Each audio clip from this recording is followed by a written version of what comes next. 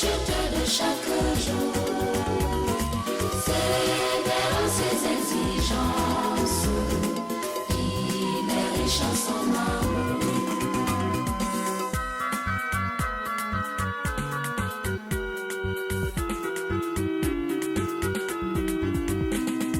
Quel ami fidèle et tendre nous avons en Jésus-Christ. Toujours prêt à nous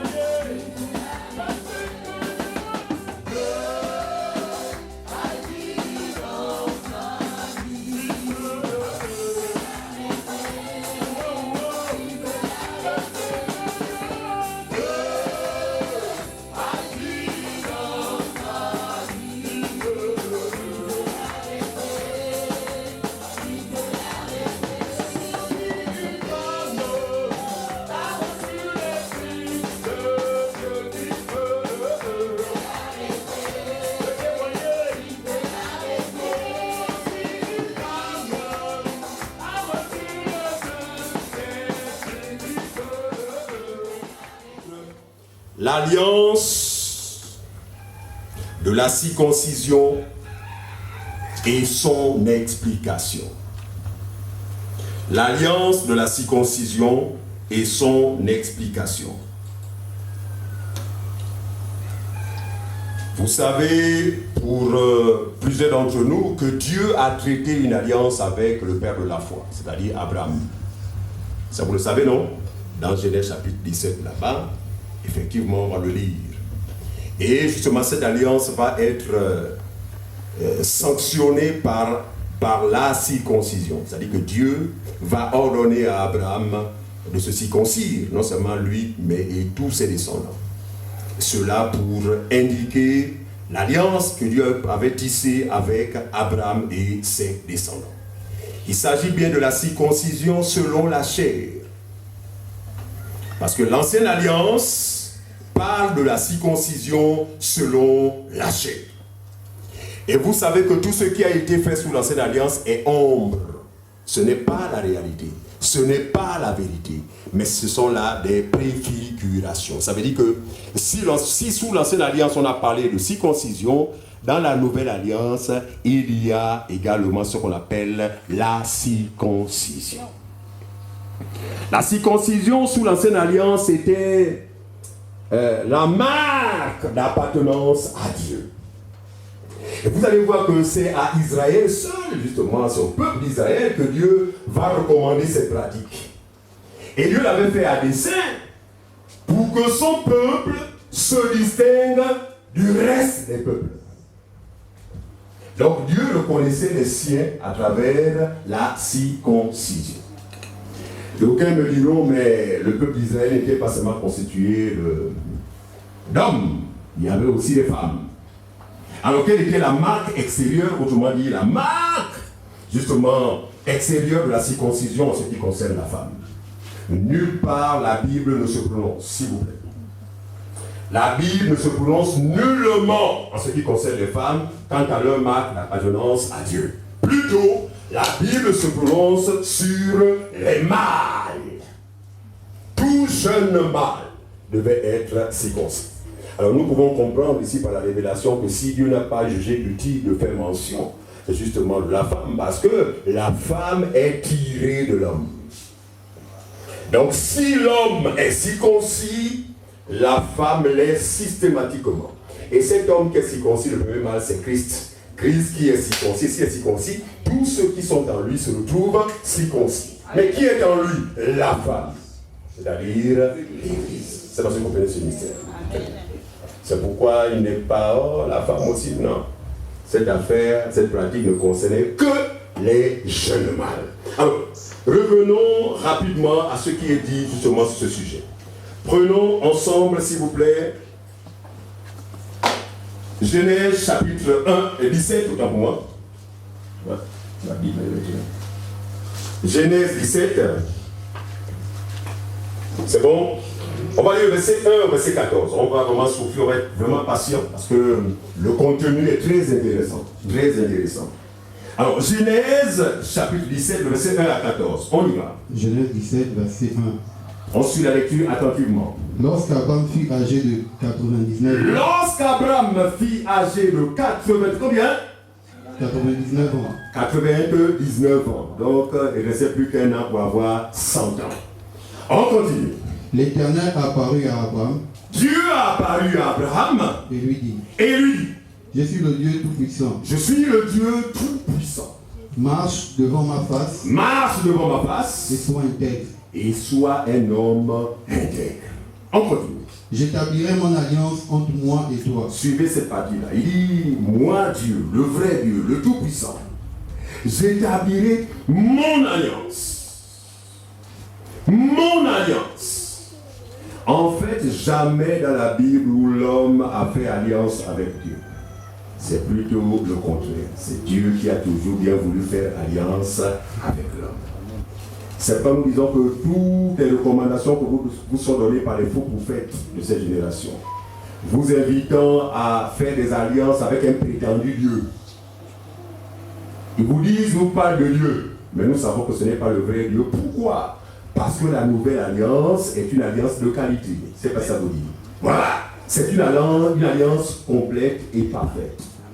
Par conséquent, on ne saurait associer une autre à cette alliance. C'est pas ce que vous voyez. Très bien. Donc la nouvelle alliance, nulle part il est recommandé à un croyant de faire alliance avec Dieu. Encore que la pratique, justement, qui consiste à tisser des alliances en griffe avec Dieu, c'est une pratique d'arnaque. Parce que si vous êtes un homme équilibré, si vous avez les yeux, si vous avez la tête sur vos épaules, vous allez voir que c'est toujours moyen de l'argent. Donc vous faites escroquer parce que vous êtes ignorant. Vous ne connaissez pas la vérité. C'est pourquoi vous faites rouler. Dieu n'a jamais fait alliance avec l'homme en échange de l'argent. Jamais. Jamais. Très bien.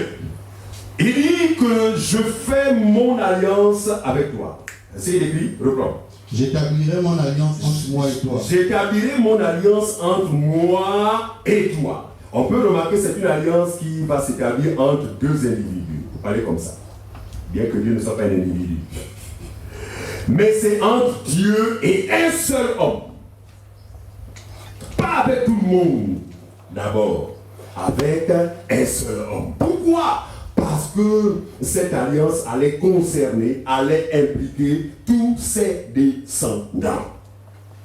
Ensuite, Et je te multiplierai à l'infini. à l'infini, je te multiplie. On continue.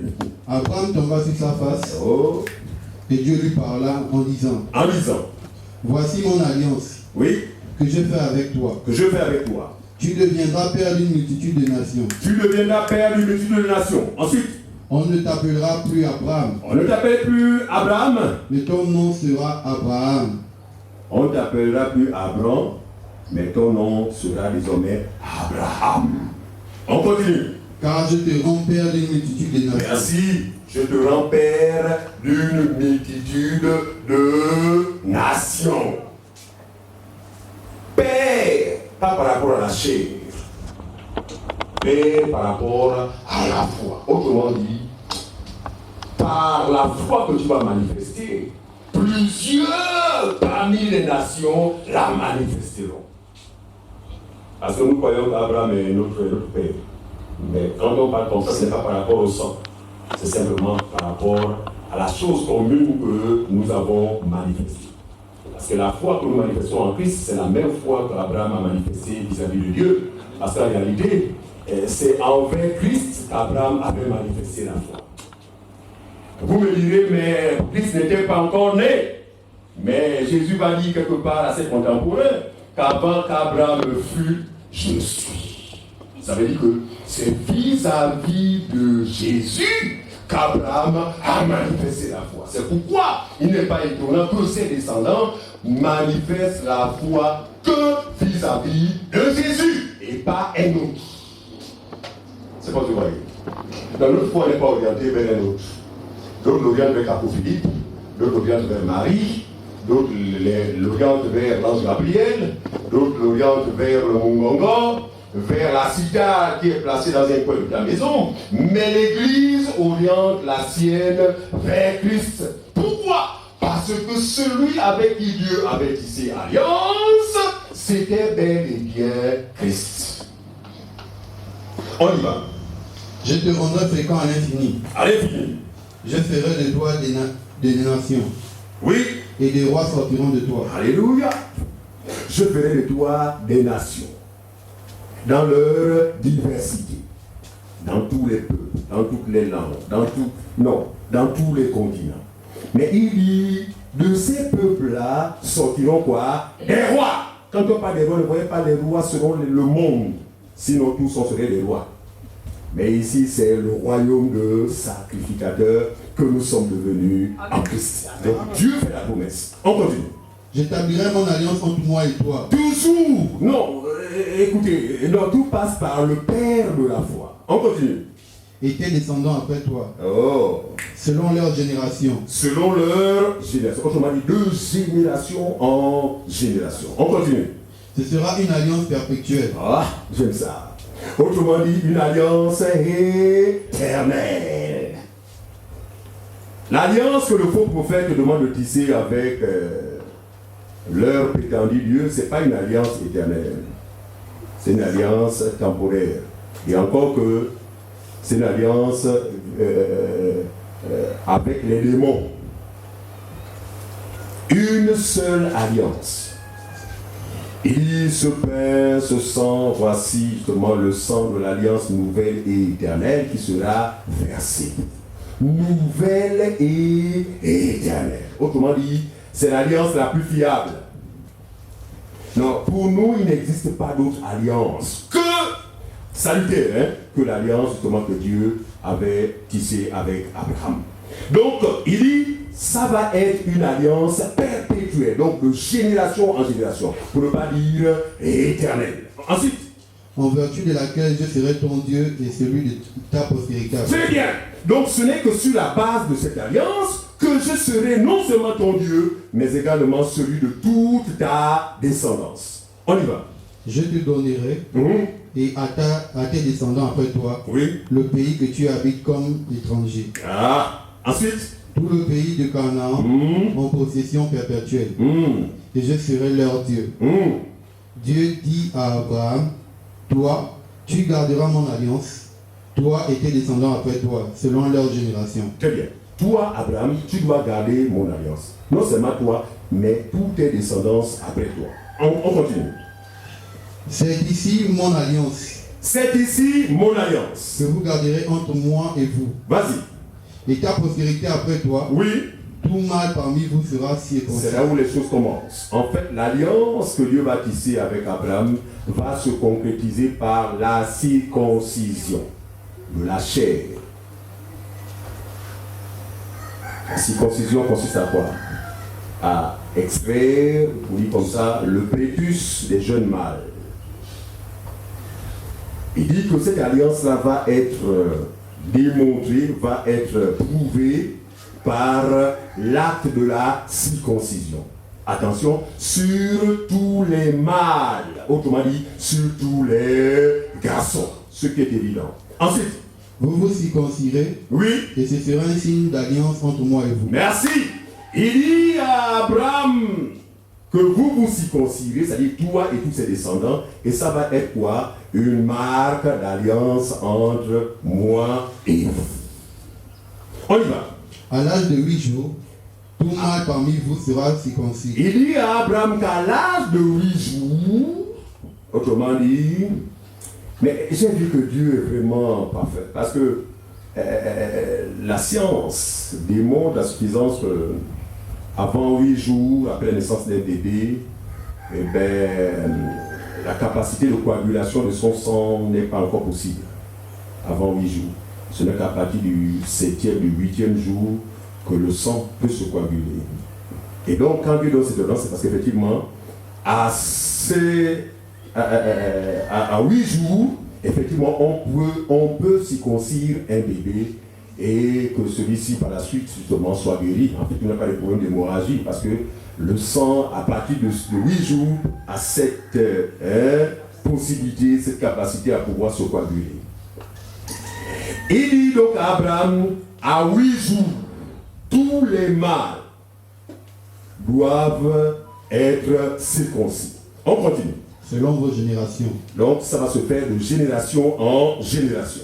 On y va. Qu'il soit né dans la maison ou qu'il soit acquis à prix d'argent de tout fils d'étranger. On continue. Sans appartenir à ta race. On devra circoncire celui qui est né dans la maison et celui qui est acquis à prix d'argent. Très bien. On continue. Et mon alliance sera dans votre chair une alliance perpétuelle. Alléluia. Mon alliance sera sur votre chair une alliance perpétuelle. On a expliqué perpétuelle de génération en génération. Tu as versé combien? 14. 14. Très bien. On va à Genèse chapitre 17, on va lire le verset 23. On va lire 23 à 27. 14, vas-y. Lis 14. Un mâle incirconcis qui n'aura pas été circoncis dans sa chair sera exterminé du milieu de mon peuple. Vous comprenez cela? Suite justement à l'alliance que Dieu tisse avec Abraham et ses descendants, il dit que si l'on retrouve un mâle, un jeune homme qui n'est pas circoncis, ce dernier doit être fait quoi? Exterminé. Il doit être exclu, tué. Pourquoi? Parce que Dieu ne verra pas en lui quelqu'un qui lui appartient. Si vous voulez, cette marque extérieure était un signe d'appartenance à Dieu. C'est pourquoi Israël a appartenu à Dieu. Pourquoi? Parce que chacun d'eux, parce que vous allez voir que cette prescription a fini par être régie par la loi de Moïse. Ça veut dire que de génération en génération, Dieu se reconnaissait à ces individus qu'à travers la marque de circoncision. Donc, quiconque n'était pas circoncis ne faisait pas partie de son peuple. C'est pas ce que vous voyez. Très bien. Alors, Genèse chapitre 17, verset 23 à 27. Vous allez vous rappeler ici qu'Abraham avait 99 ans. Alors, allons-y, Genèse chapitre 17, verset 23 à 27. Verset 23. Oui. Abraham prit Ismaël, son fils. Abraham, sur la base de la recommandation de Dieu, parce que Abraham était obéissant. D'accord? Ce dernier prit son premier fils, selon la chair. Parce qu'Abraham avait 2 fils, il y avait un qui était né selon la chair, et l'autre qui était né selon la promesse. Mais il commence par prendre celui qui était né selon la chair. Pour nous, frères, c'est une indication très forte dans la mesure où on voit effectivement l'alliance charnelle qui va débuter et plus tard l'alliance spirituelle, toujours en rapport avec la circoncision.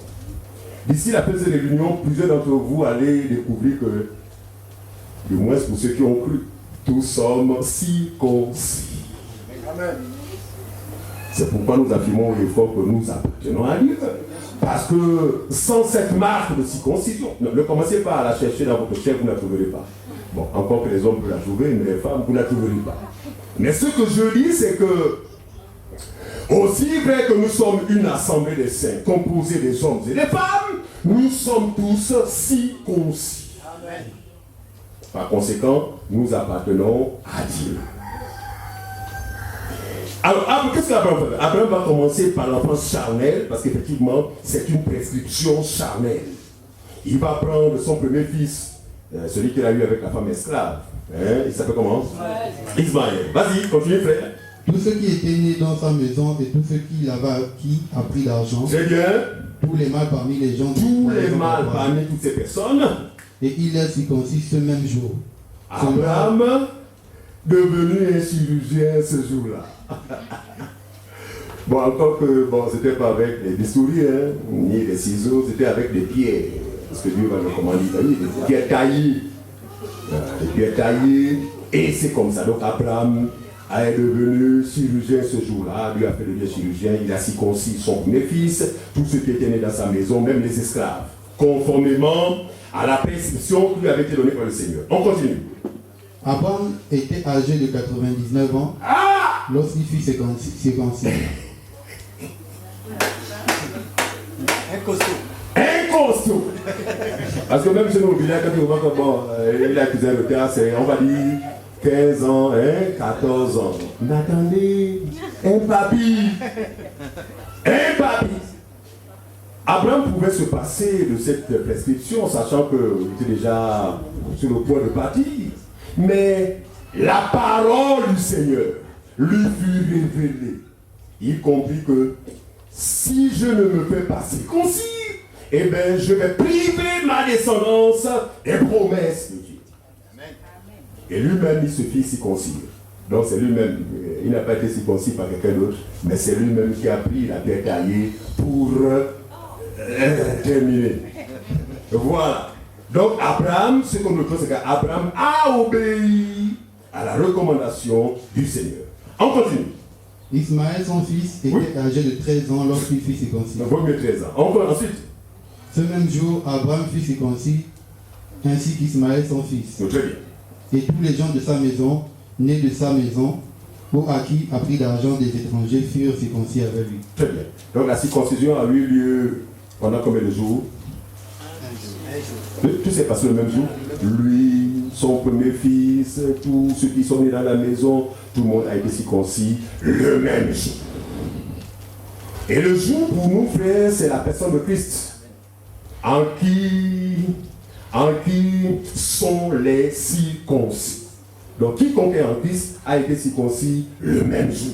A été circoncis le même jour qu'Abraham. Regardez. Nous sommes restés combien? 27. Alors, allons-y. Lévitique chapitre 12, le verset 2 à 3. Lévitique 12, 2 à 3. Alors, vous allez voir qu'après Abraham, effectivement, Dieu va susciter, n'est-ce pas, des patriarches. On va voir Jacob, c'est ça? Non, Isaac, on a vu Isaac. Ensuite, après Isaac, c'était qui? Jacob, etc., jusqu'à tomber à Moïse. Maintenant, quand Moïse va être suscité, Dieu ne va pas annuler cette prescription. La prescription de la circoncision en ce qui concerne le peuple d'Israël va être perpétuée par la loi de Moïse. Donc, Lévitique chapitre 12, le verset 2 à 3.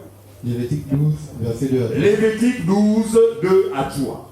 Parle aux enfants d'Israël. Parle aux enfants d'Israël. Et dit, là Dieu parle maintenant à Moïse. Il dit, Moïse, parle aux enfants d'Israël et dit, lorsqu'une femme deviendra enceinte, et qu'elle enfantera un garçon, elle sera impure pendant 7 jours. Elle sera impure pendant combien de jours? 7 jours. Pendant 7 jours. Ensuite, elle sera impure comme au temps de son indisposition. Exactement. Et vous savez que lorsque une femme était impure, en fait, elle devait justement être isolée. Voilà, très bien. Alors, elle dit qu'après l'accouchement, eh bien, ce n'est pas son état ne sera pas différent de lorsqu'une femme est dans ses menstrues. Ensuite, le 8e jour, mais attention, le 8e jour, l'enfant sera circoncis. L'enfant malade doit être circoncis. Donc là, on découvre la confirmation de ce que Dieu avait dit au père de la foi. Et il fut ainsi durant toute la période de la loi. Vous ne pouvez pas être israélite, mettre un jeune mâle au monde et négliger la circoncision au 8e jour. Pour preuve, pendant la loi, Dieu suscite justement Jésus qui va être mis au monde par une femme née sous la loi, à savoir Marie. Mais quand Jésus vient sur la terre, en passant par Marie, il est un juif. Et s'il est un juif, normalement, que doit-il se passer? Il doit se soumettre aux dispositions de la loi. Parce que lui n'est pas venu abolir la loi, mais il est venu l'accomplir.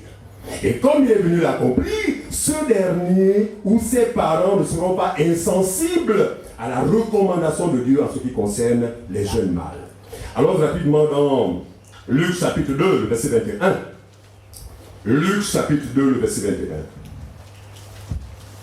Luc 2, 21. Oui. Le 8e jour, auquel l'enfant devait être circoncis. Lis un petit verset 20, pour que nous ayons plus de... Et les bergers s'en retournèrent, glorifiant 19. Dieu. 19. Marie gardait toutes ces choses et les repassait dans son cœur. Oui. Et les bergers s'en retournèrent, glorifiant et louant Dieu pour tout ce qu'il avait entendu et vu. Et qui était conforme à ce qui leur avait été annoncé. D'accord.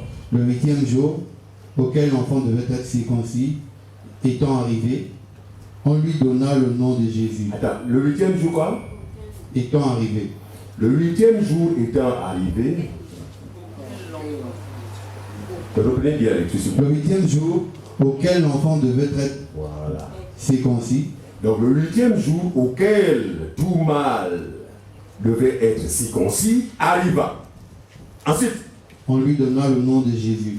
on lui donna le nom de Jésus. Ensuite, Nom qu'avait indiqué l'ange avant qu'il fût conçu dans le sein de sa mère. très bien. Verset combien? 21. Vous avez quel 21? Relis encore 21 s'il te plaît. Le 8e jour, Oui. auquel l'enfant devait être circoncis, Oui. étant arrivé, Oui. on lui donna le nom de Jésus. Très bien. Donc on voit ici que Jésus aussi a été circoncis le 8e jour. Parce qu'il s'agit bien de celui qui est l'accomplissement de la loi et des prophètes. Parce que la perception que Dieu donne à Abraham par rapport au jeune mâle, en fait le mâle là, donc il s'agissait d'arrêter le Christ. C'est lui qui est ce mâle qui devait accomplir la loi. C'est pourquoi quand il vient, effectivement, Dieu va mettre ce sentiment dans le cœur de ses parents pour le circoncire au 8e jour. Très bien. Alors vous allez voir que cette pratique, effectivement, a été entretenue vraiment de génération en génération en milieu israélite. Alors comme nous savons que c'est une prescription qui avait été donnée sous l'ancienne alliance, ça veut dire que Dieu avait en vue d'accomplir selon la vérité ce qu'on appelle la circoncision. Je me répète, pendant la période de la loi, Israël a entretenu la circoncision selon la chair, sans laquelle personne ne pouvait appartenir à ce Dieu-là. C'était la marque d'appartenance, le signe d'appartenance, le signe extérieur, c'est mieux de l'accorder cette précision, le signe extérieur d'appartenance à Dieu. Et pendant que ces choses se font, Dieu va susciter des prophètes pour annoncer ce que Dieu allait apporter comme réforme, comme innovation en ce qui concerne la circoncision. Alors allons-y rapidement dans Jérémie chapitre 9. Jérémie chapitre 9, le verset 25 à 26.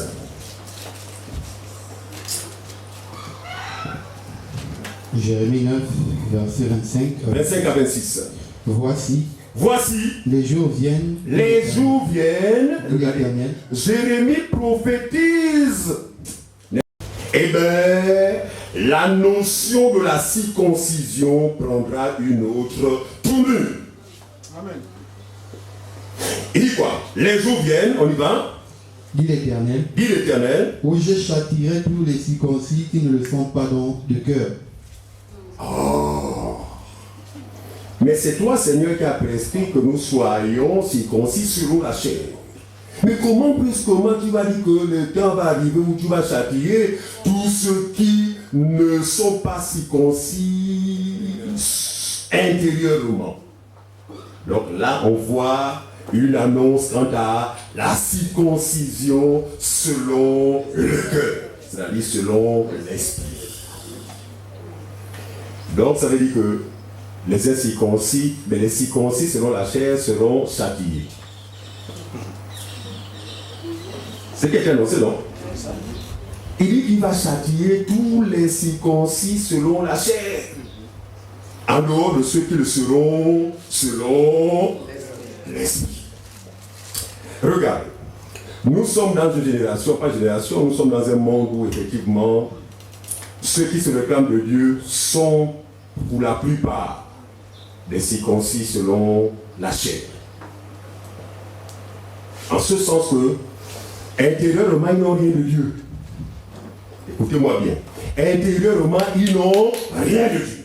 Mais extérieurement, oulala! Il suffit de les observer. Mon Dieu, le sel. Ah, l'amour pour Dieu. Les apparences, les artifices extérieurs démontrant qu'ils appartiennent à Dieu. Vous savez, ils ont des symboles. Regardez sur le véhicule, il y a le symbole, vous allez voir un poisson. Quand un passager est fier. Parce que pour eux, c'est quoi? C'est pour dire que je suis chrétien. C'est extérieur. Le poisson est extérieur. D'autres, ils ont des gros crucifixes. Or massifs. Ok, tout ça pour dire que je suis chrétien. Mais Dieu a dit que le temps arrivera où il va châtier tous les circoncis selon la chair. Donc tous ceux qui tenteront ou croiront à appartenir à Dieu à travers leurs apparences extérieures. La première alliance était une alliance charnelle. La nouvelle alliance est une alliance spirituelle.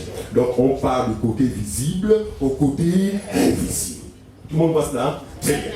Et Moïse a apporté la loi, donc la chair. Jésus a apporté la vérité et la grâce. Autrement dit, le véritable culte.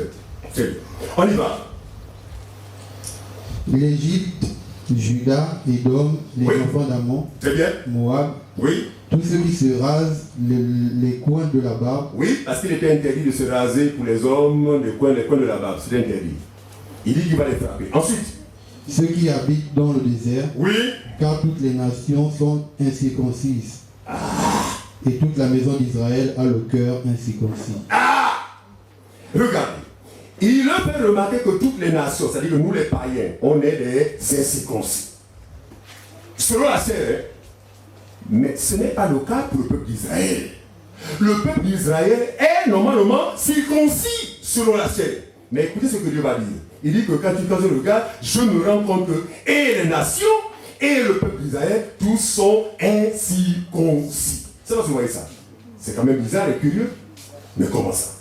Non, eux ils sont circoncis. C'est toi qui le leur a ordonné. Nous les païens, c'est normal, on n'est pas circoncis, nous sommes des incirconcis. Mais comment toi, prophète, tu peux dire que finalement les deux parties, aux yeux de Dieu, sont incirconcis? Donc on voit finalement que la véritable circoncision n'a rien à voir avec le prépuce des jeunes mâles. La marque d'appartenance à Dieu n'est pas extérieure, mais elle est plutôt intérieure. Évoluons ensemble. Allons-y, prenons la Bible encore le prophète, toujours Jérémie. On va lire le verset 31, chapitre 31, le verset 31 à 33. Jérémie 31, 31 à 33.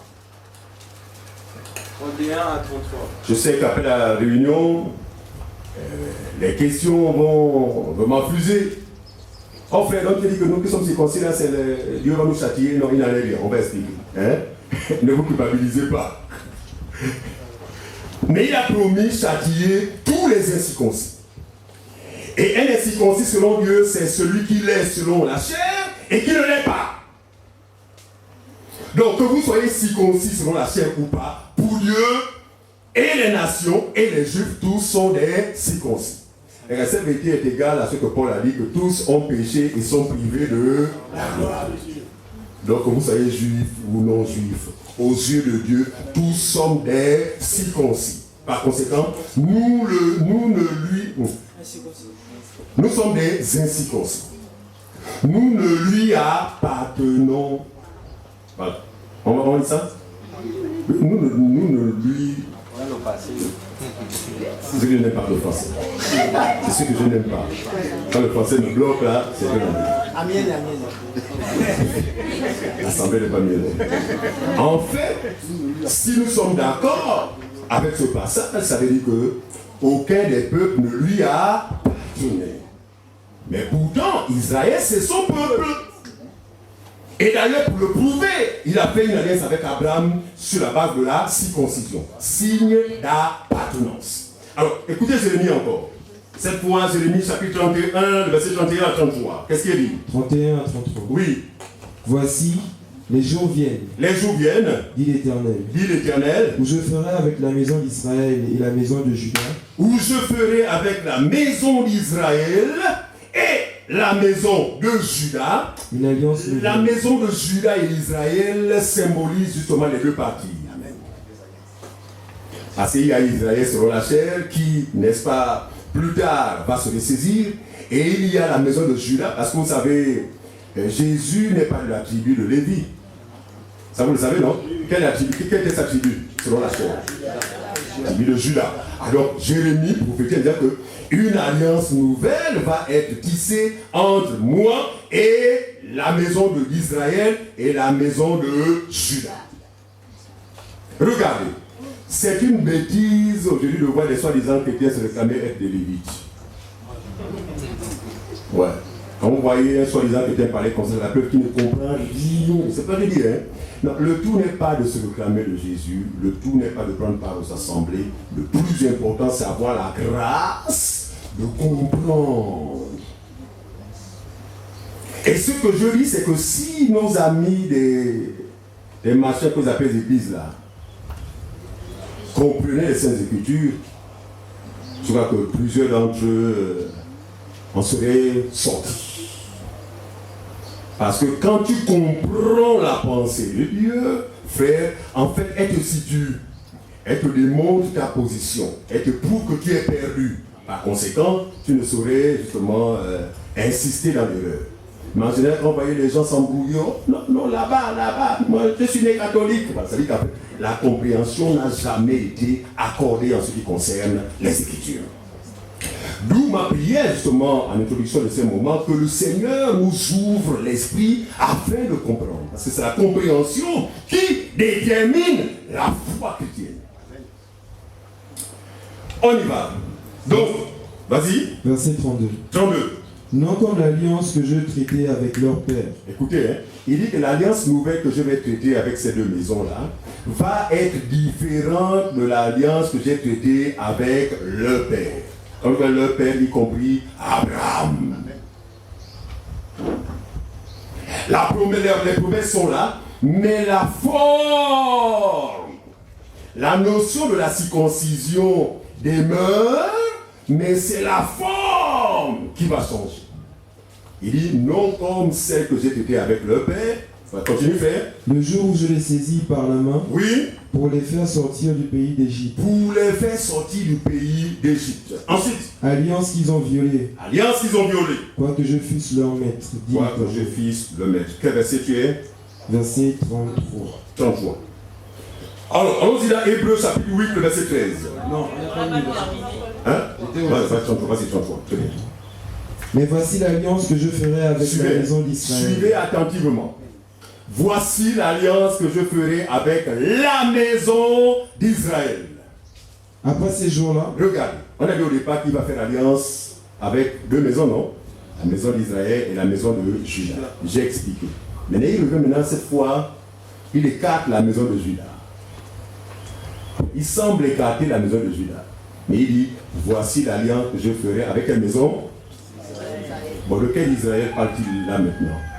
Il parle de la somme du peuple de Dieu, qui est constitué des juifs selon la chair, qui vont manifester la foi d'Abraham, et les païens qui vont manifester la même foi. Donc ce peuple est appelé Israël.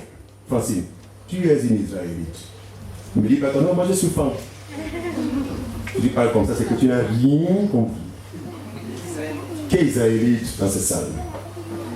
Oh, ça. Je pensais que Lady Denzeli. Non, tout ceci pour que nous comprenions. D'accord? Ici, il est question de son peuple. Et vous allez voir pourquoi Dieu, justement, a changé le nom de Jacob à Israël. Pourquoi? Parce qu'il avait en vue à travers ses descendants, de former un peuple qu'on appelle Israël selon l'Esprit. Ça va choquer, mais nous avons plus de valeur aux yeux de Dieu que les Juifs selon la chair. C'est pourquoi nous n'irons jamais en Israël pour faire allégeance et dire, oh, papa, fabrique-moi le savon de mille. Donne-moi l'eau de Donne-moi un litre d'eau d'hysope. Oh, frère, amène-moi aujourd'hui, je voudrais aller prendre la gloire de Dieu. Il n'y a que les aveugles qui sont dans cette démarche. Parce qu'ils n'ont jamais eu la véritable notion de ce qu'est Israël. Ah, Israël, ce sont ceux qui ont espéré, ceux qui espèrent. On y va. On a fini verset 33. Non. Et plus, hein? On n'a pas fini. Oui, vas-y, 33. Après ces jours-là, dit l'Éternel, je mettrai ma loi au-dedans d'eux. Je mettrai ma loi où? Au-dedans d'eux. Mais quand était-il sous l'ancienne alliance? La loi de Dieu était où? Au-dedans d'eux? Non. Elle était où? À l'extérieur, où plus précisément? Sur des tables? Non, d'éponge. Sur des tables à l'éponge, c'est ça? Sur des tables de contreplaqué, c'est ça? De pierre. Pour nous, frères, c'est un langage clair. Parce que quand vous voyez, dans la loi de Dieu, Jean dit quoi? Les commandements de Dieu ne sont pas pénibles. Mais il va prendre ce qui n'est pas pénible pour placer ça dans ce qui est dur.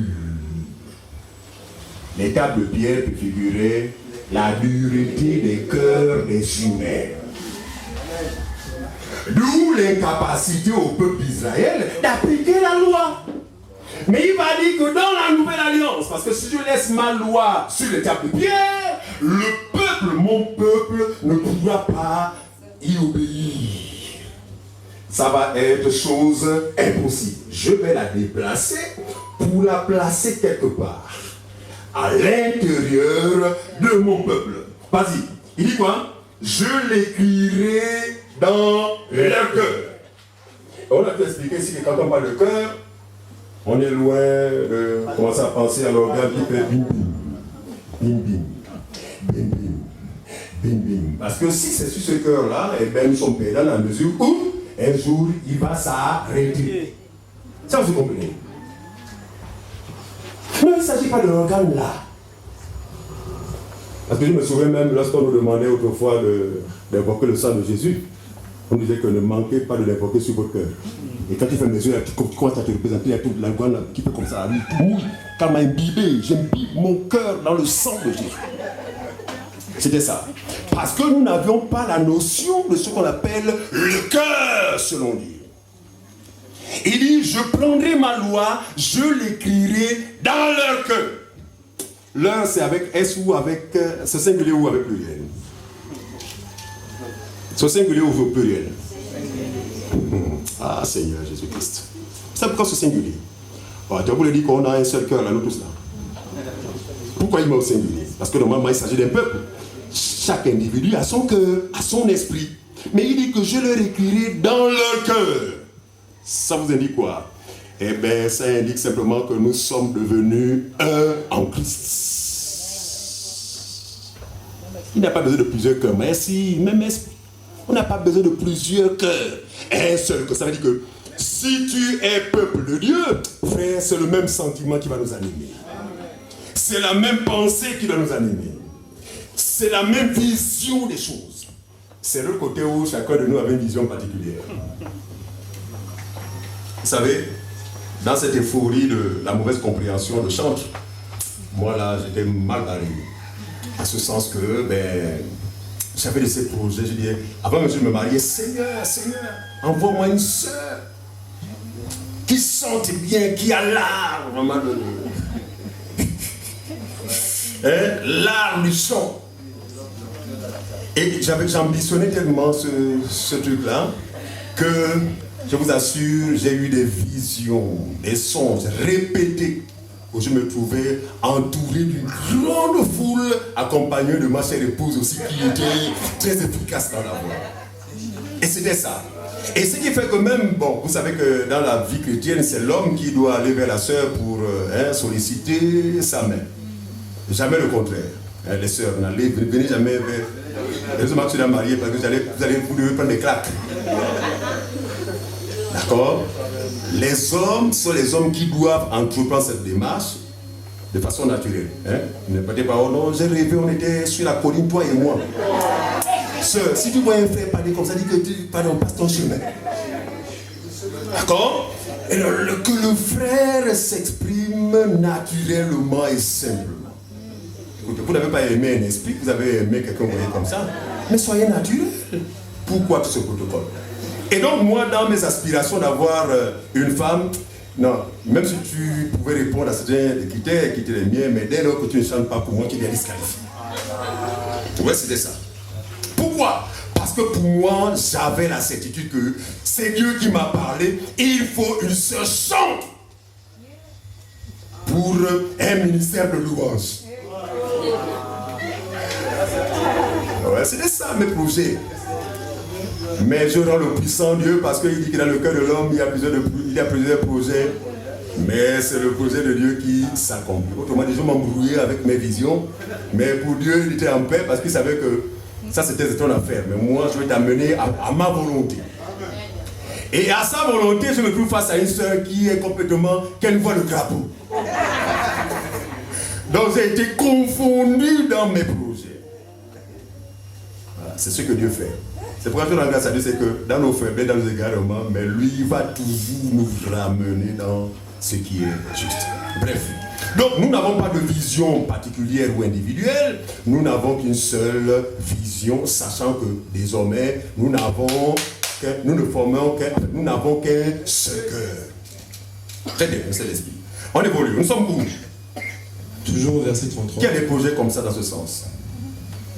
Qui a des projets d'épouser une sœur qui a la voix de rossignol?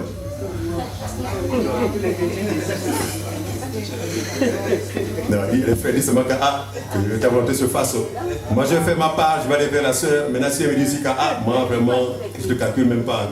Je vais prendre mon chemin et continuer avec persévérance, avec l'espérance de tomber sur une qui va dire il n'y a pas de souci, moi vraiment on va s'y aventurer. Voilà, c'est ça. On évolue. Et je serai leur Dieu. Et je serai le Dieu justement de ce peuple. Et ils seront mon peuple. Et ils seront mon peuple. Donc Dieu avait en vue justement de mettre dans son peuple une marque d'appartenance qui allait passer par la transcription de la loi qui doit quitter la table de pierre pour être inscrit dans chaque cœur. Ensuite, c'est tout? Nous sommes au verset combien? Alors, Hébreux chapitre 8, verset 13. Hébreux 8, 13. Hébreux 8, 13. Hébreux 8, 13. Oui. En disant, une alliance nouvelle. En disant quoi? Une alliance nouvelle. Non, pas une alliance ancienne, parce qu'il y a eu des alliances anciennes. Il y a eu une principale alliance ancienne. Il dit en disant une alliance nouvelle. On y va. Il a déclaré la première ancienne. Alléluia. Il a déclaré la première alliance ancienne. Mais cette première alliance, c'est elle qui prescrivait la circoncision des jeunes mâles le 8e jour. C'est cette première alliance qui indiquait que la circoncision était la marque d'appartenance justement à Dieu. Mais ici, il dit que, l'auteur hébreu dit que ce sont là des choses anciennes. C'est-à-dire que Dieu va passer à autre chose. Mais là, va-t-il annuler la notion de la circoncision? Loin de là! Mais il va apporter une réforme en ce qui concerne la circoncision. Parce que, soyez-en sûrs, aucun incirconcis ne rentrera dans le royaume de Dieu. Mais il a dit là-bas, il a dit que celui qui n'est pas circoncis doit faire quoi? Doit être exterminé du milieu du peuple. Ça veut dire que Dieu tient à ses promesses, quand bien même elle pourrait connaître des réformes, mais le fond est là. Il a dit que il a en horreur, il frappera, autrement dit, il jugera, il punira tous les incirconcis, du moins ceux qui ne le seront pas de cœur. Ceci pour indiquer à ceux qui, parce qu'il y a les pratiques varient selon les cultures, c'est ça? Il y a des peuples, par exemple, qui ne pratiquent pas la circoncision, 80 ans, jusqu'à la mort même. Alors, s'il y a quelqu'un qui fait partie de ce peuple, ne te culpabilise pas. Ce n'est pas à cause de ça que tu n'es. Non, reste tel que tu es. Voilà, sois en paix. Plutôt, la question qu'on va se poser, est-ce que tu l'as été du cœur? Est-ce que tu l'as été de l'intérieur? Si ça a été le cas, sois en paix, tu es sauvé. On a fini? Non. Verset 13 seulement. Oui. Oui, vas-y, continue. Or, ce qui est ancien, ce qui a vieilli, est près de disparaître. Est près de disparaître. Est près de disparaître. Nous affirmons que cela a disparu. Colossiens chapitre 2, on va lire le verset 10 à 12, s'il vous plaît. Colossiens chapitre 2, le verset 10 à 12. Colossiens 2, 10 à 12. 10 à 12. On y va. Vous avez tout pleinement en lui. Écoutez ce que Paul dit ici.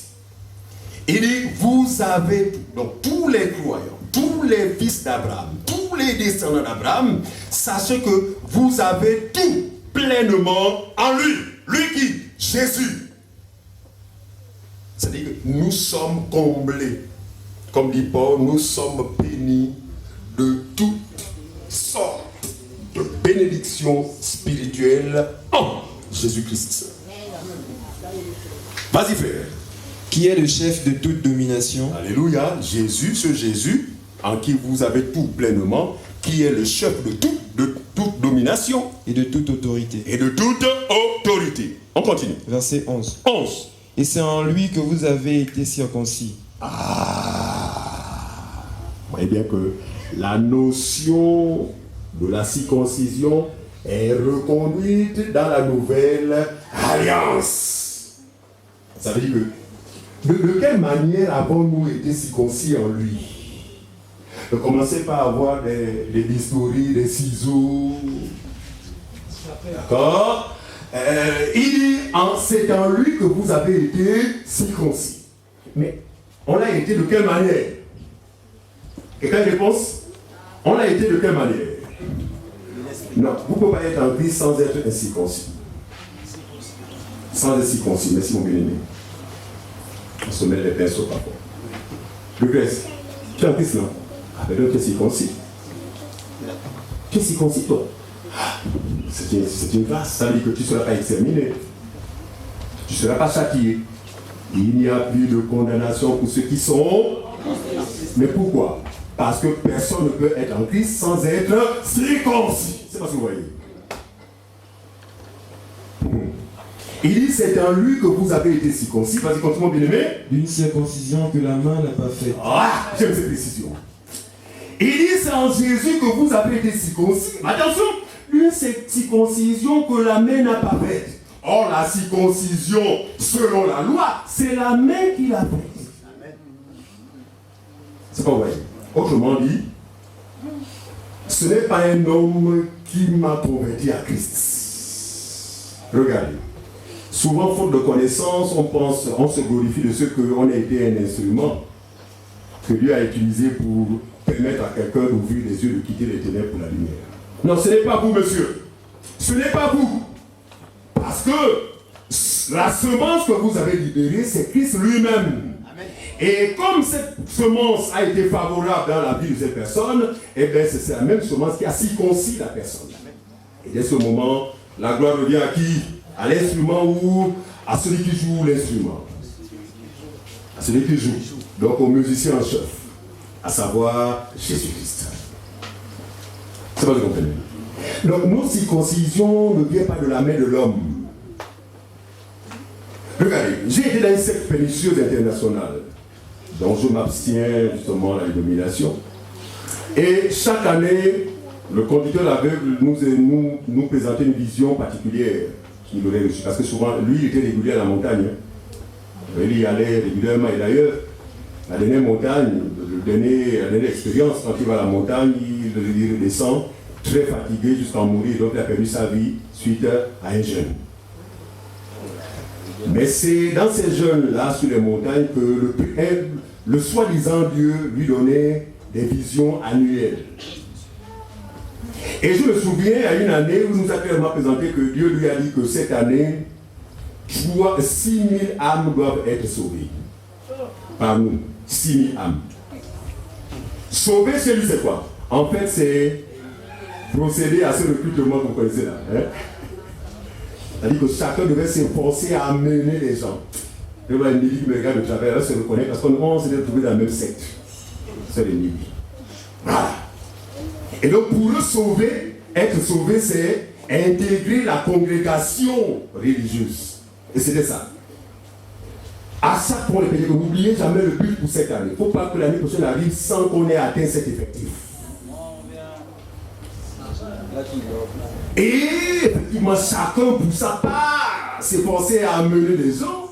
Mais ce que nous découvrons aujourd'hui, ce sont les gens qui voulaient circoncire leurs frères, qui voulaient les circoncire par eux-mêmes. En fait, c'est eux-mêmes qui voulaient procéder à la circoncision. C'est trop langage.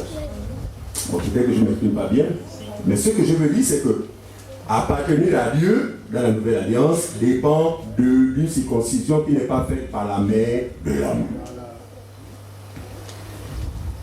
Mais vous allez voir que les hommes, dans leur compréhension erronée, justement ce qui concerne le salut, et ils estiment que remplir une dénomination, une salle, c'est avoir sauvé plusieurs personnes. Et à même depuis, j'ai vu certains être acclamés. Vous voyez le frère? Il a mené 7 personnes. 7 personnes. 7 personnes. Et toi, frère? Et toi, frère? Pourquoi? Qu'est-ce que tu fais? Tu dors? Il a amené cette personne dans la salle d'attente avant l'enfer. Par conséquent, ceux-ci ont reçu des marques extérieures de circoncision. Pour plus, c'est qu'une fois cette personne intègre ces milieux, au bout d'un temps, moi je suis de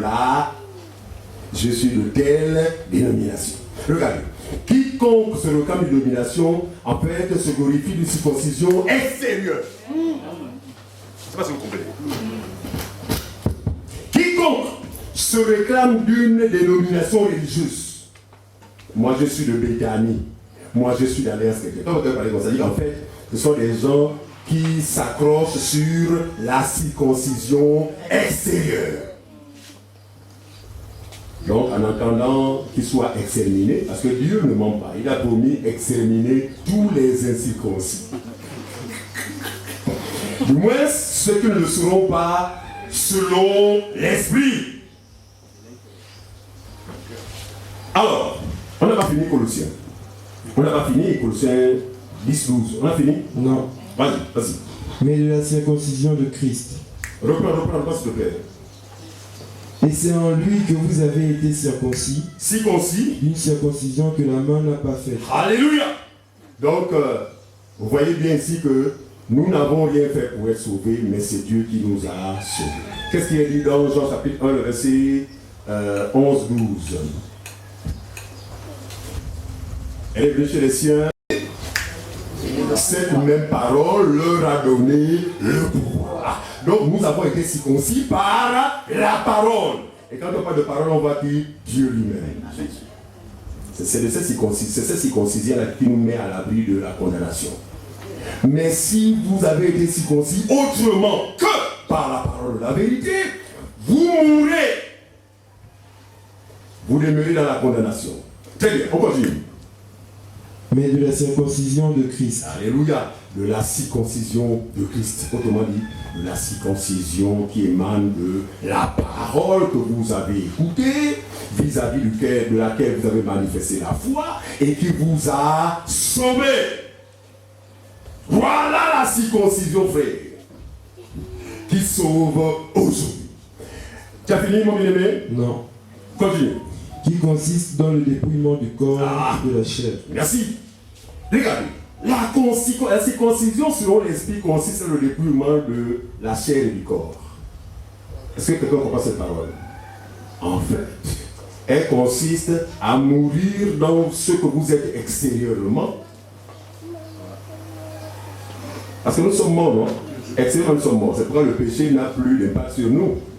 Or, si nous étions vivants, autrement dit, si nous comptions sur nous-mêmes, eh bien, le péché aurait eu justement son pouvoir sur nous.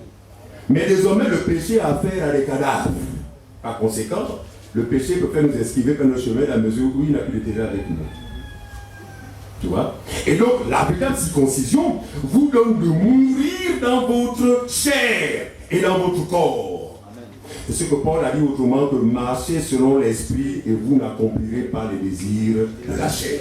Parce que les désirs de la chair et ceux de l'esprit sont opposés. On dira même diamétralement opposés. Donc la vraie circoncision donne à celui qui a été circoncis de vivre désormais selon l'homme intérieur. Parce que c'est à ce niveau qu'il a été circoncis. Amen. Il n'a pas été circoncis selon la chair. Si ça était selon la chair, ben, on se serait appliqué justement à veiller à ce que la chair ne commette aucune gaffe. Mais Dieu a placé la circoncision ailleurs afin que nous prenions plaisir à la loi de Dieu selon l'homme intérieur. Amen. C'est là-bas que les choses se sont passées.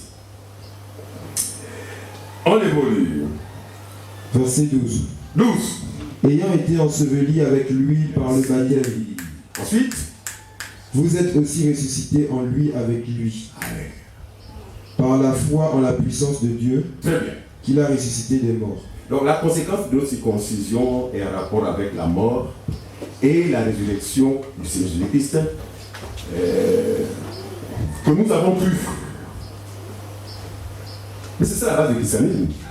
Mais on ne peut pas parler de foi chrétienne sans considérer ou sans prendre en compte la mort de Jésus et sa résurrection. Très bien. Colossiens, chapitre 2. Non. Romains, chapitre 2, verset 25 à 29. Romains 2, 25 à 29. Romains 2, verset 25 à 29. La circoncision est... Suivez. Romains 2, verset 25 à 29. Oui, tu peux même en plein gosier, on va t'écouter. C'est de l'école d'école. La circoncision. Allez-y. Romains 2, verset 25 à 29. Très bien. Romains chapitre 2, 25 à 29. On y va. La circoncision est utile. Regardez. La circoncision est utile. Si tu mets en pratique la loi. Suivez. Je vais apporter une précision. La circoncision extérieure. La circoncision de la chair, du prépuce, est utile que si tu mets en pratique la loi. Donc aujourd'hui, tous ceux qui se plaignent de cette circoncision doivent se poser la question suivante. Est-ce que j'obéis à la loi? Parfaitement. Et si la réponse est négative, et bien dès ce moment-là, quelle est l'attitude de ces personnes?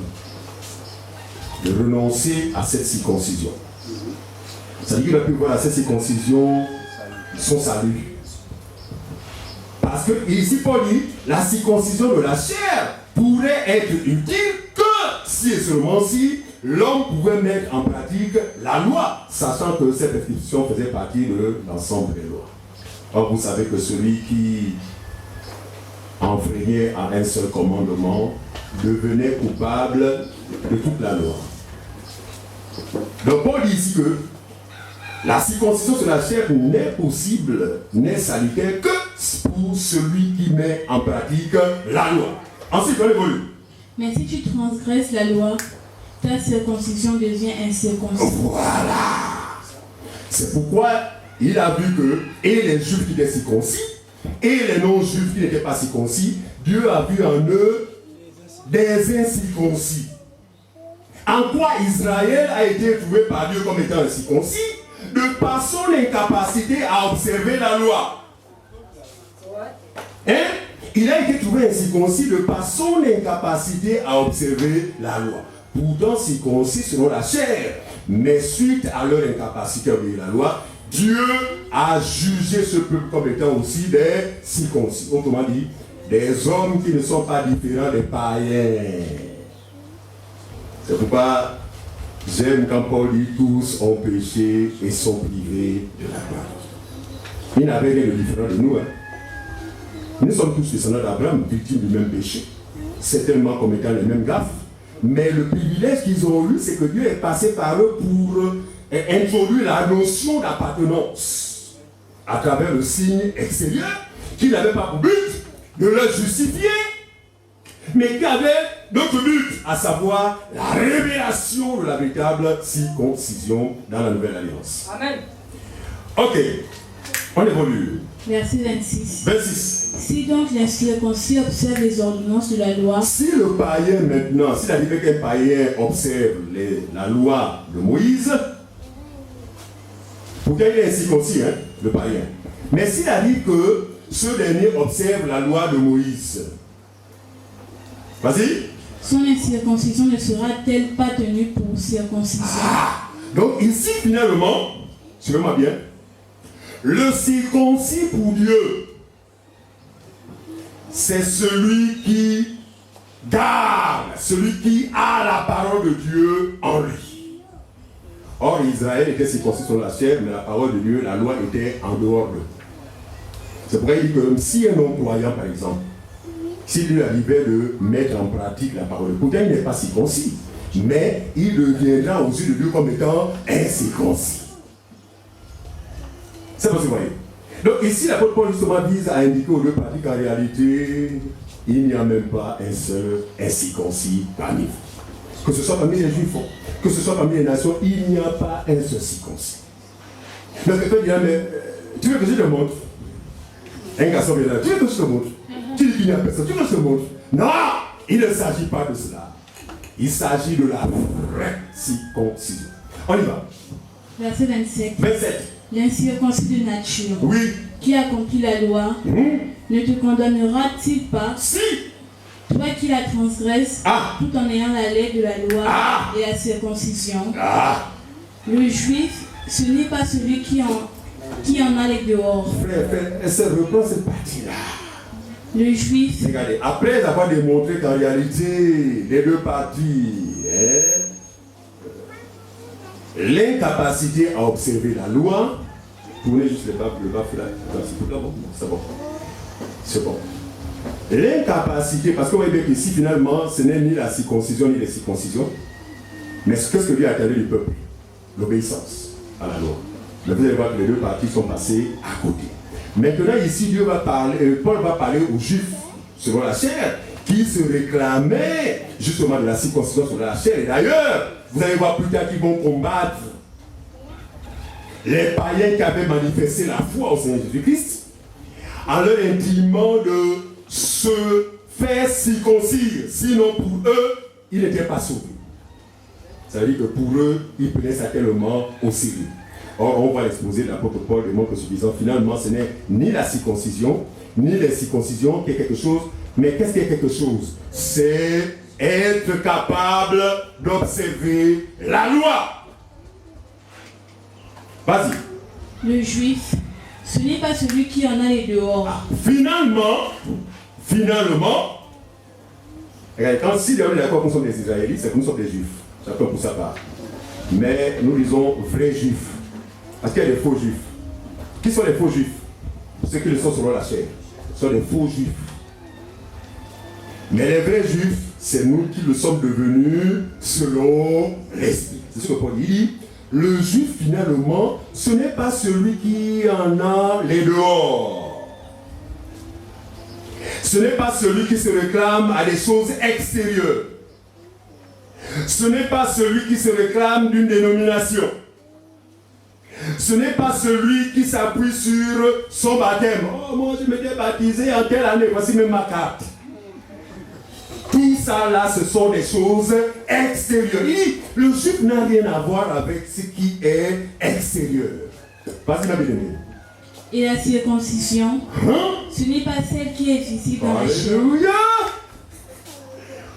La circoncision, ce n'est pas celle qui est visible dans la chair. Je vous ai dit tout à l'heure que le monde religieux met un accent particulier sur la circoncision extérieure.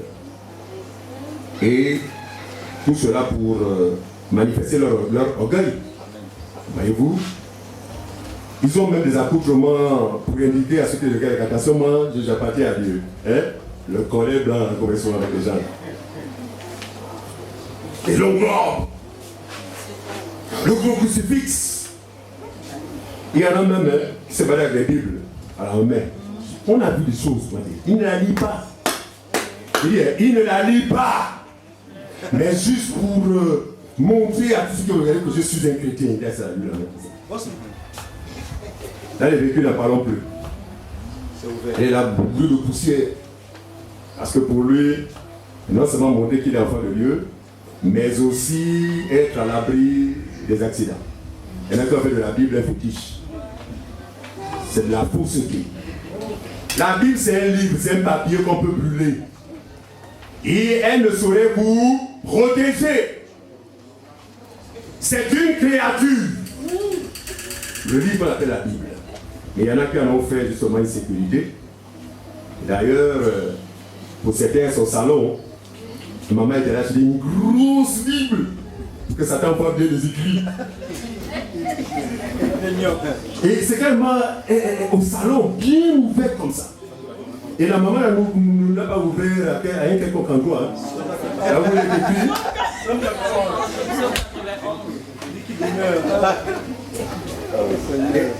Non seulement elle est ouverte, mais même le stabilo. Fluo là, bien là. Parce que quand Satan arrive comme ça, là, celui qui le met sur la plus très haut repose le plus. Ça, c'est le fétichisme. Mais on a vu quoi? Que la parole de Dieu dans la Nouvelle Alliance n'est pas destinée à rester dans un livre. Merci. Elle est destinée à rester où? Ça veut dire que où que vous soyez, frère, la parole habite en vous. Amen. Il dit que la parole de Dieu habite abondamment en vous. En vous, pas sur le livre. Regardez, il y a des gens qui, je vous assure, pensent à la Bible que le dimanche. Après l'assemblée comme ça, là, il va la ranger qu'on repart aussi le living. Lundi, mardi, elle ne va pas s'ouvrir. Mais elle ne va pas s'ouvrir. Jeudi, vendredi, dimanche le matin. Oh, les enfants, où ma Bible? Ah, papa, elle est là-bas. Et quand tu viens, regarde. Et quand ils sont avec, les enfants, oh, c'est un chrétien. Non! Tu es un hypocrite. Tu es un juif selon la chair. Tu mets un accent particulier sur les apparences extérieures. Or, on n'a pas besoin d'être un vrai juif. On n'a pas besoin de nous afficher. Le plus important pour nous, c'est de nous assurer que nous avons la parole. Amen. Très bien. Donc, le juif, ce n'est pas celui qui en a les apparences extérieures. Vas-y, ma bien-aimée. Verset 29. Oui. Mais le juif, oui, c'est celui qui l'est intérieurement. Alléluia. Qu'il est intérieurement. Est-ce que la parole de la vérité t'a pénétré? Si oui, c'est t'a pénétré, forcément il y a eu circoncision. Amen. Voilà. Et s'il y a eu circoncision, vous êtes un juif. Autrement dit, vous appartenez à Dieu. On continue. Et la circoncision, oui, c'est celle du cœur. Alléluia. Selon l'esprit et non selon la lettre. Très bien. La circoncision, finalement, c'est selon le cœur. C'est dans le cœur. Donc dans l'esprit. Par le Saint-Esprit. Et non selon la lettre. Selon la lettre, la circoncision, c'est le prépuce. Et l'extraction du prépuce. Mais selon l'esprit, c'est le fait que la loi de Dieu va être gravée dans ton esprit, désormais. Et quand la parole de Dieu, vous savez, quand elle pénètre la vie d'un homme, d'accord, elle vient pour circoncire. Et il faut une marque, d'accord. quelle est la marque de la circoncision que la parole laisse? C'est le Saint-Esprit. Romains 8, 9. Disons ça rapidement. Romains chapitre 8, verset 9. Romains 8, 9.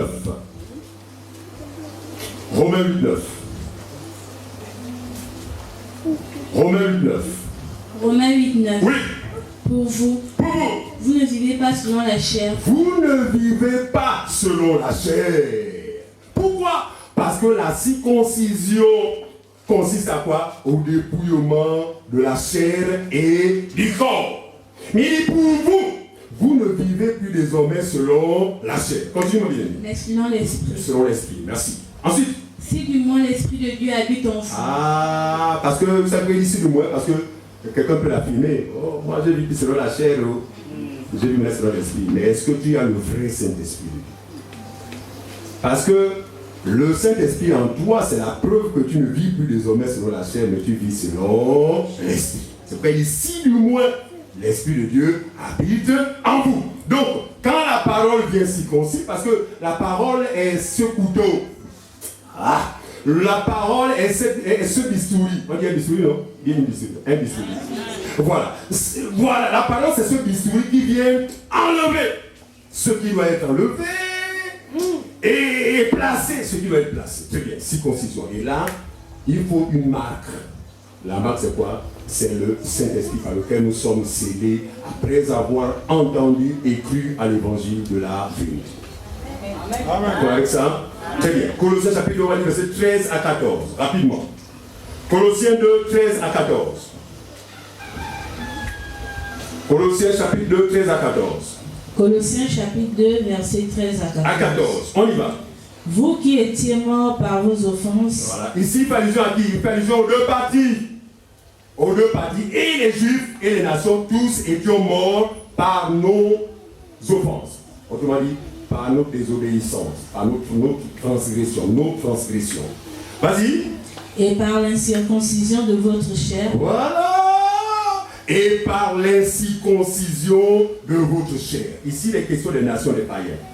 Non seulement nous ne sommes pas circoncis selon la chair, d'accord, mais qu'on l'avait été ou pas, eh bien, nous étions morts par nos offenses. On continue. Il vous a rendu à la vie avec lui. Alléluia. Et qui? Jésus. Branham. Et qui? Capot Philippe. Ngom Clément. La Tchétchouba. Il nous a rendu quoi? À la vie avec lui. Avec lui. Merci. En nous faisant grâce pour toutes nos offenses. Alléluia. En nous pardonnant toutes nos offenses. Parce que ce sont ces offenses-là qui ne nous ont pas permis d'être agréables à Dieu. Mais lui, quand il vient, il nous a fait grâce de toutes nos offenses. Pourquoi nous sommes désormais agréables à Dieu. Ensuite. Verset 14. 14. Il a effacé l'acte dont les ordonnances nous condamnaient. C'est-à-dire que désormais, frère, on ne saurait être traité de transgresseur à la mesure où il y a transgression lorsqu'il y a existence de la loi du péché de la mort. Or, cette loi a été effacée, par conséquent, nous ne saurions être des transgresseurs. C'est comme disant que le chrétien ne pêche plus. Parce que ce qui fait pécher l'homme, c'est la loi du péché et de la mort. Mais maintenant qu'elle a été effacée, comment pouvons-nous encore pécher? Ce n'est pas possible parce que ce qui nous faisait pécher a été effacé. C'est pas ce que vous comprenez. Il a effacé la cause de notre condamné ensuite. Et qui subsistait contre nous. Et qui nous a maintenus, n'est-ce pas? Et qui était opposé à nous. Continue. Et il l'a détruit en le clouant à la croix. À la croix. C'est ça, c'est verset 14. Hein? Verset 14. Très bien, tu as fini? Ok, Acte chapitre 15. Alors, il va se passer une petite confusion après la naissance de l'Église. Vous savez que le salut, justement, s'étant révélé et pour les Juifs et pour les nations. Éteignez le micro, les pieds sont faibles, voilà.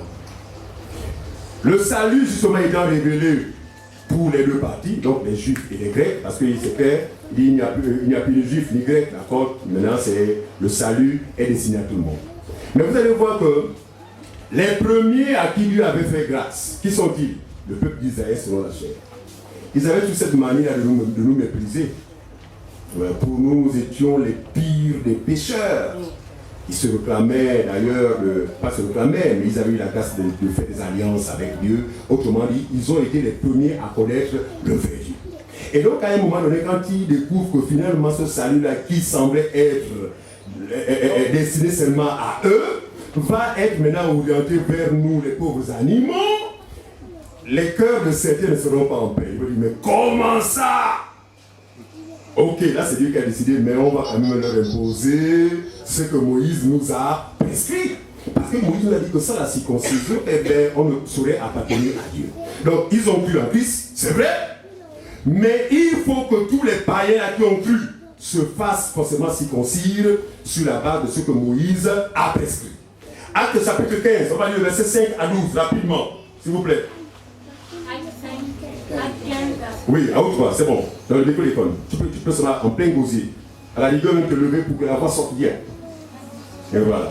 Acte 15, 5, 12, on y va. Acte 15, verset 5 à 10. On y va. Alors quelques-uns des partis pharisiens. Regardez.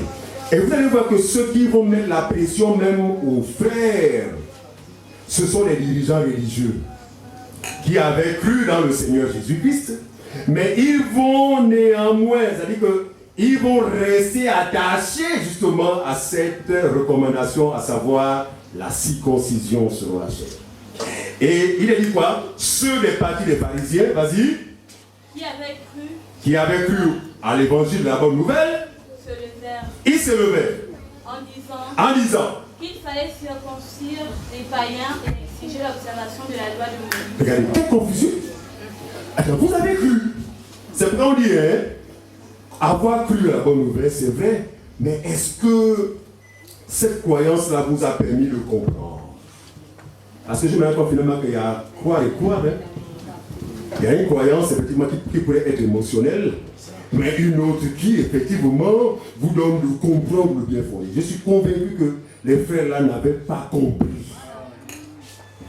Ils ont justement démontré leur accord pour ce que prêchaient les apôtres, mais en entendant leur raisonnement, c'est la preuve que les choses n'étaient pas encore claires dans leur esprit. Pourquoi? Parce qu'ils vont imposer aux païens qui avaient cru en Christ la circoncision que Moïse avait prescrite. Et même s'attendre à l'observation de la loi comme si ceux qui parlaient là eux-mêmes observaient la loi. C'est terrible, hein? On y va. Verset 6. Les apôtres et les anciens se réunirent pour examiner cette affaire. Voilà, donc à un moment donné, il y a comme une confusion dans l'assemblée. C'est pas possible. À un moment donné, que ça amenait même les apôtres à se remettre en cause. Est-ce que c'est notre enseignement qui a causé cette confusion-là? Mais on va prendre nos responsabilités, notamment remettre chaque chose à sa place. On y va. Verset 7. Verset 7. Une grande discussion s'étant engagée. Oui. Pierre se leva. Et leur dit. Hommes frères, vous mes frères juifs là, écoutez ce que je vais vous dire. Vous savez que dès longtemps, oui. Dieu a fait un choix parmi vous. Très bien. Afin que par ma bouche les païens entendissent oui. Oui. La parole de l'évangile. Oui. Pierre le fait ce rappel. On continue. Et dit. Et Dieu qui connaît les cœurs, leur a rendu témoignage. Voilà. Dieu qui connaît ceux qui lui appartiennent à milieu païen, leur a rendu témoignage. Ensuite. En leur donnant le Saint-Esprit comme à nous. Ah, mais Dieu avait donné cet esprit aux païens comme à nous, sur quelle base? Parce que les païens avaient manifesté la foi. Parce que le vrai Saint-Esprit de Dieu, on le reçoit quand on a cru à l'évangile de la bonne nouvelle. Ensuite, il n'a fait aucune différence entre nous et eux. Dieu n'a fait aucune différence entre nous les Juifs et eux les païens. Ensuite, ayant purifié leur cœur par la foi. Alléluia, continue. Maintenant donc. Pourquoi tentez-vous Dieu? Pourquoi tentez-vous Dieu? En mettant sur leur cou, sur le cou des disciples. En mettant sur le cou des chrétiens païens. Quoi? Un joug un joug que ni nos pères, ni nous n'avons pu porter. Il dit, regardez, si Dieu a choisi de faire grâce à tout le monde, même aux païens, pourquoi nous qui sommes des juifs, pourquoi vous qui êtes des juifs, vous voulez remettre sur le dos de ces frères un fardeau que ni nous, ni nos ancêtres n'ont pu porter? Quel est ce fardeau? La loi. Donc on voit les pharisiens qui disent avoir cru vouloir remettre les autres sous le joug étranger. Et Paul va prendre position. On continue. Pierre. Verset 11. Mais c'est par la grâce du Seigneur Jésus Amen. que nous croyons être sauvés. C'est bien. De la même manière que... On s'arrête là. Pierre comprend que nous croyons que ce n'est pas une affaire d'œuvre, c'est une affaire de grâce. De la même manière, nous avons été sauvés par la grâce, eux aussi ont eu la même grâce. Par conséquent, ce sont nos frères. Il n'est plus question pour nous de faire recours aux prescriptions de la loi. Parce que finalement, Pierre avait compris que, aussi bien que les païens avaient cru, eh bien, le but de Dieu était atteint. Autrement dit, tous avaient été circoncis. Parce que ce que Dieu recherche, ce sont ceux qui sont circoncis intérieurement. Or, les païens là avaient cru. Par conséquent, pour l'apôtre Pierre, Dieu avait atteint son but. Galates chapitre 5, vraiment encore deux passages. Galates chapitre 5, le verset 2 à 6. Galates 5, 2 à 6. Galates 5, à son verset 2. Très bien, voici quelques mises en garde pour ceux-là qui ont surtout cette tendance à vouloir renouer avec la loi. À son verset 2. 2. Voici, moi Paul, je vous dis que si vous faites circoncire, Christ ne vous servira de rien. Rien. Écoutez ce que Paul dit ici. Parce que si on n'explique pas, ça va prêter à confusion. Il dit, voici moi Paul, je vous dis, si vous voulez encore vous faire circoncire, alors là, Jésus ou encore le sacrifice de Jésus n'aura servi à rien. Est-ce que cela sous-entend que faire circoncire son enfant, c'est s'opposer à l'œuvre de Jésus? Ici, le contexte, c'est si vous voulez vous faire circoncire selon la prescription de Moïse pour rechercher votre justification, alors la mort de Jésus a été donc vaine. C'est ce que vous voyez.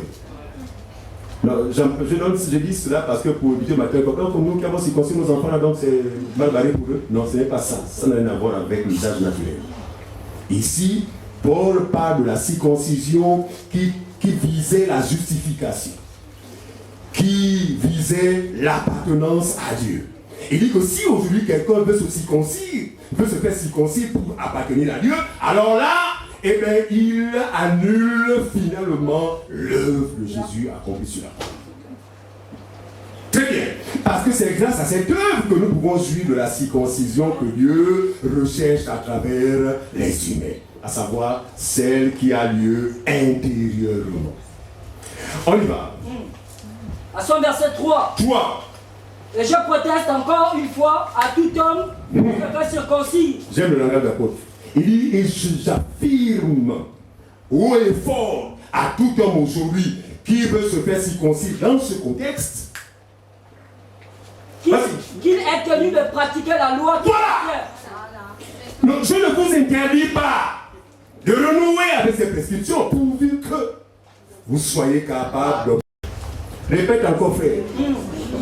Et je proteste encore une fois. À tout homme qui se fait circoncire. À toute personne qui se fait circoncire au nom de Moïse. Il est tenu de pratiquer la loi tout entière. Il n'y a pas de souci. Mais que ce dernier sache que s'y engager lui impose des obligations.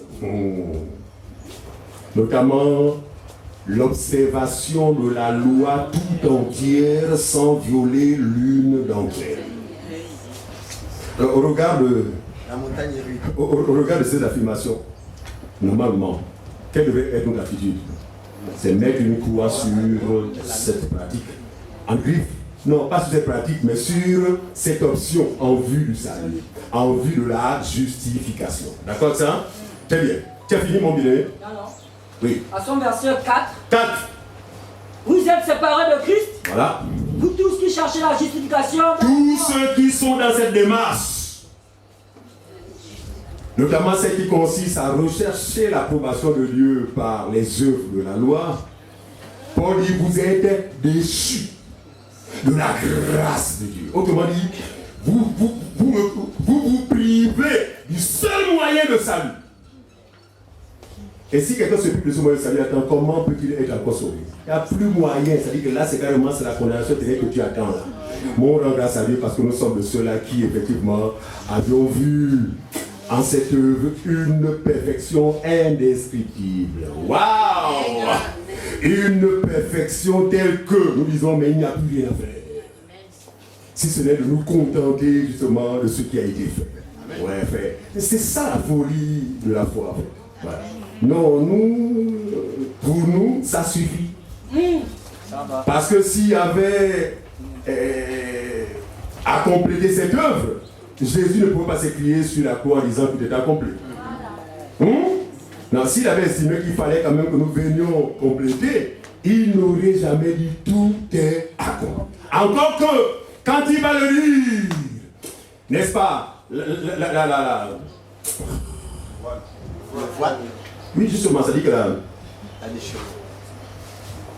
bon, on ne parlait pas de schisme. Ça dit que la séparation, la rupture, merci. La rupture symbolique de la justice qui vient de la loi et celle qui vient de Christ va s'opérer physiquement comme ça. On dit, le voile du temple se déchira. Du bas vers le haut, c'est ça? Hein? Du bas vers le haut, non? Voilà. Du haut vers le bas. Ouais, pour nous, frères, on voit ce Dieu-là qui vient à nous, à notre secours. Pourquoi? Parce que pendant que le voile existait, c'était à l'homme qui devait aller vers Dieu. Mais il n'a pas pu, n'est-ce pas, accéder à son salut. Et par conséquent, quand il dit autrement dit, désormais, le chemin est frayé, la porte est ouverte. Amen. On a fini? Ça va se faire. Vas-y. Pour nous, c'est de la foi que nous attendons. Nous qui? Les circoncis. Les circoncis, merci. Pour nous, les circoncis, c'est quoi? C'est la foi, de la foi que... Pour nous, c'est la foi que nous attendons par l'esprit, l'espérance de la justice. Alléluia! Rien d'autre, frère. Non, rien que la foi. Je dis bien, on associe à un rien la foi. Je suis en train de mettre une croix sur les œuvres, loin de là, parce que quand on manifeste cette foi elle est productive. Hein? Non, ce n'est pas une foi morte. La foi que manifeste le circoncis n'est pas une foi morte. C'est une foi productive. C'est-à-dire que celle-ci produira des bonnes œuvres. Il y en a qui disent la foi, mais au regard des œuvres, rien n'indique cela. C'est pourquoi je rends grâce à Dieu pour l'exposer de l'apôtre Jacques qui dit que c'est exactement, vous êtes semblable à un corps sans vie.